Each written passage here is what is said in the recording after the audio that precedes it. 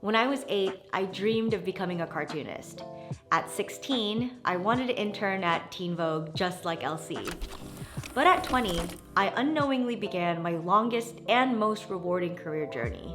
For the past 13 years, I have been a digital content creator right here on this channel, and it's been the best job I've ever had because it's changed my life in ways I couldn't even imagine.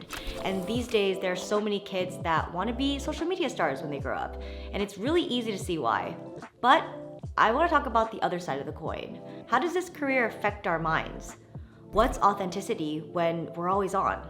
Well, I have a lot to share on this, particularly in the ways that it can distort our sense of selves, especially if we're not careful. So let's get started. One of the most addicting parts of creating content is having that chance to build a perfect version of you. Now in real life, I tend to stutter, I overthink, and I get overwhelmed very easily. But when I'm editing a piece of content, suddenly it becomes a highly controlled environment. Like when I first started my channel, I was going to college and working at a smoothie shop. But what I portrayed online was this happy-go-lucky girl who went to shows and thrifted all the time. But I removed all the parts that I didn't like about myself, my anxiety, my neuroses, my meltdowns. And after so many years of editing myself, it started to bleed into my real life. Like to this day, I still have intrusive thoughts like, I wish I could refilm that, or get to the point.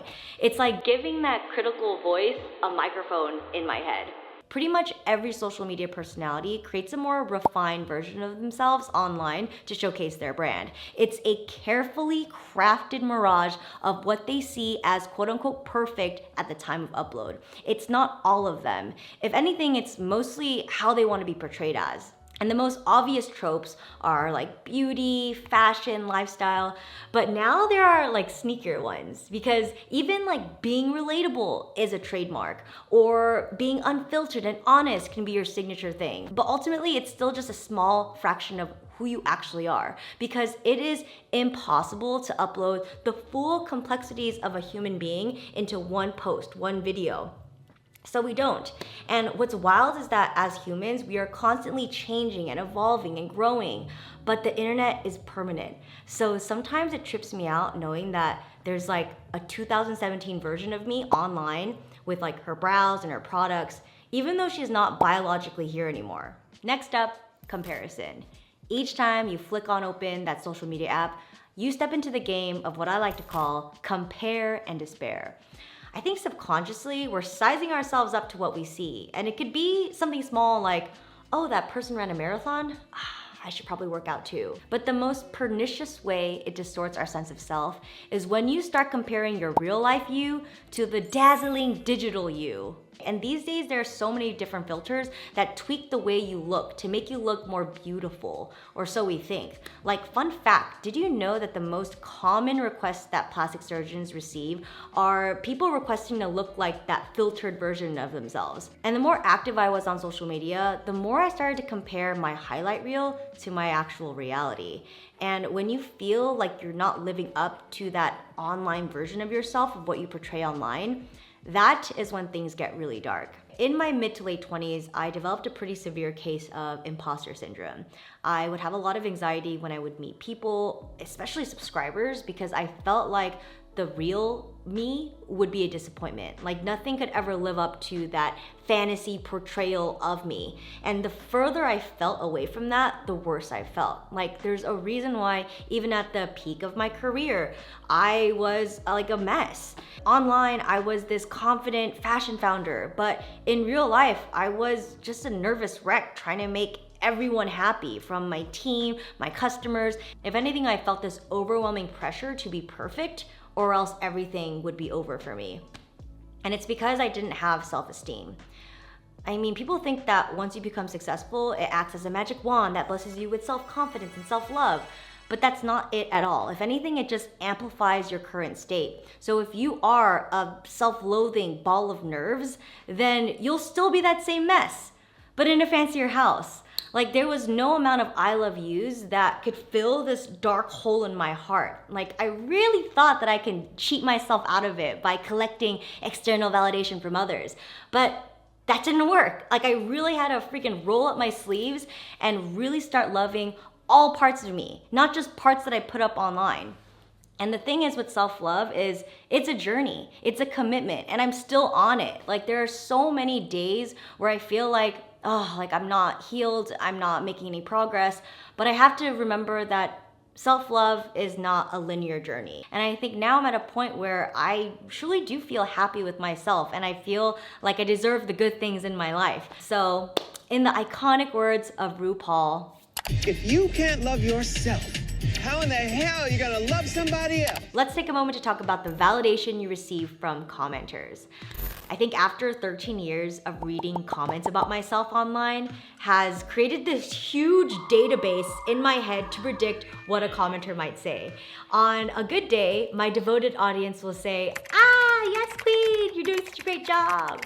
But on my bad days, they shame me. And I think both are toxic because it inflates your self-importance. It makes you think that the world is revolving around you. And our ego loves social media because social media can make us feel like we're on the top of the world. It gives you the sense that everyone is waiting for you or waiting for you to post, or they're waiting for you to say something wrong and cancel you. It's really addicting to create a post and then see what people are saying about it, or even see who watched it or who hasn't. Regardless, it's just too much data. It's too many opinions about us, and our brains can't compute the sheer volume of information that's coming online. And it's information that we don't even need. It's not essential. We're not meant to read the comments all the time. Like there's a reason why when celebrities read about themselves in the tabloids too often, they self-destruct. Like our brains can't compute it. It's interesting that we tend to just blast through the positive comments. It's just like, oh, business as usual. If anything, we just hone in on the negative ones, and those are the ones that just stay with us for days or even months, and it can really harm your mental health. And this is a huge contrast from what reality is, because in real life, maybe one person says something nice about you, but it's honestly rare, if anything, like unheard of, for someone to say something rude to you in your face. This leads us to our next mental trap, which is believing everything is content. Now, I hate to admit this, but I have done things just for the gram before.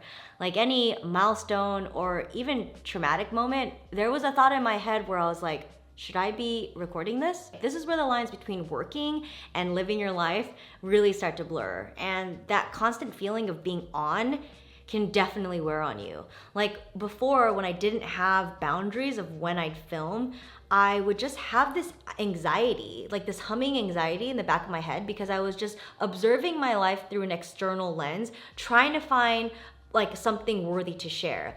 Like instead of living my life, I was trying to find ways to make this video more interesting. And don't get me wrong, I love my job. I feel extremely lucky to be able to do it, but there is a reason why I don't vlog as often. And it's because it takes a lot of effort to make a vlog good, because I'm thinking through it through like a storyteller lens. And what's really helped me with this is to designate specific days on where I choose to vlog. And it's on the calendar so that Ben can see. This has just helped me compartmentalize my life and my work, because when I know that, oh, it's a vlogging day, I can flick into that vlog mode and then turn off once the day is over. I think I'll always love observing the beauty in life and sharing it, but it took me a few years to quiet that urge, like that pang of pressure to capture everything that feels beautiful. But I don't know, maybe it's just inherently in humans to want to capture things. Like historically, we've always done that. Like back in the day, if you saw a beautiful sunset, you would have to paint it. And that would take days. And then once the camera rolled around, you would take a picture, but that was extremely expensive. And now the camera phone has democratized photography. I think ultimately there's nothing wrong with this urge, but I think it's kind of bringing it back to mindfulness, like remembering why you're taking this photo or why you're recording this moment. So one of the most common tips for growing your audience is to find your niche. Keep trying everything until something goes viral, and then do that over and over and over again, so they say. For a long time, my niche was fashion.